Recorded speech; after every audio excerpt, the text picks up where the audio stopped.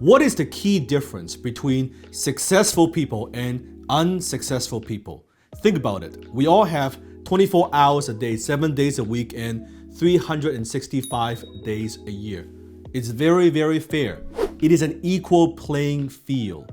So at the end of the day, what determines how successful we become is how we use our time. So this is how successful people manage their time. Today, I'm going to give you 3 simple strategies that will help you to manage your time better. Strategy number 1, time block for social media and emails. Understand this, when you get up in the morning, if the first thing that you do is to go and reach for your cell phone, and you're checking your messages, you're checking your email, you're checking your PM, you're checking social media, that first hour every morning, that's your most critical hour. How you do in the morning dictates how well you do the rest of the day. If right there you're checking all these messages, and I know what it is like, right? In the morning, you want to go reach out for that cell phone, right? You want to see, oh, did I miss any messages from last night? What happened? What is going on? What's my friend up to? That first hour of every day is very, very precious. You should think about how you can invest that wisely. For some, maybe you want to do some light reading in the morning. For some, maybe you want to do a little bit of exercise. You want to work out. You want to do a little bit of yoga, a little bit of stretching. For some, you want to have a very nice breakfast with your family. It is connection time. For some, maybe it's time for you to set the goals and say, okay, what are some of the things that you want to accomplish that particular day? What you don't want is to jump into email mode. I always say your inbox is other people's agenda. Every single time you check your inboxes, all these things that just demands your attention, that pulls your way, that distracts you. You don't want to check your emails 10 times a day, and you don't want to check your social media 10, 20 times a day either. It's very easy to screen suck all day and you're just checking messages repetitively, right? And you check it every 10, 20 minutes. Do you really need to do that? The metaphor I use all the time is, do you go check your mailbox 10, 20 times a day? Then why would you go check your inbox 10, 20 times a day? One of the things I do is I block out the time for social media and I block out time for email. That's it. I have a start time, I have an end time. I don't go check social media 10, 20 times a day because I've got other things to do. I've got more important things I have to accomplish. So block it. Block out a time and say, okay, I'm gonna do it in the morning, once in the morning. If you want to, I'm gonna do it once in the evening, and that is it. In between, you work on important things. You work on projects, you work on your business, you work on your career, whatever that you are working on. That's how you stay focused. You see, time management is actually a myth because you cannot actually manage time. You and I, we only have 24 hours a day. You cannot make them go faster. You cannot make them go slower. We cannot create more time. All we could do is actually manage our priorities. So when someone tells me, oh, I don't have time, what they're actually saying is, this is not that important for me.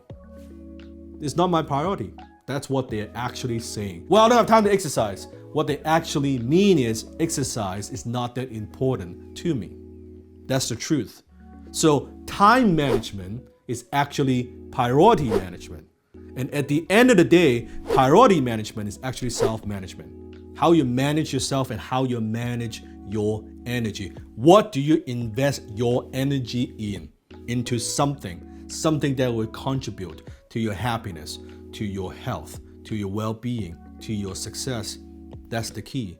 Strategy number 2, know your magic number. If you don't know what your magic number is, I talk about this extensively in my book, FU Money. If you don't have a copy of my book, FU Money yet, click the link in the description. You could get a free copy. All you need to do is cover the shipping. In the book, I talk about your magic number. Let's say your goal, your financial goal is to make $100,000 a year, 6-figure income. Wouldn't you agree that's pretty good for most people? $100,000 a year. And let's say on average, you work 40 hours a week. And we have 52 weeks a year. Let's say you take 2 weeks off, 50 weeks a year. So 50 weeks times 40 hours, that's 2,000 hours. So take your annual income goal, $100,000. Let's divide that by 2,000 hours. What do you get? You get $50 $50 per hour. So what it means is this: if your goal is to make $100,000 a year, it means that your hourly rate needs to be at least, at the very minimum, $50 an hour. Now, here's the key. Look at everything that you do every single day and ask yourself this question. Comment below. Is what I'm doing worth $50 an hour?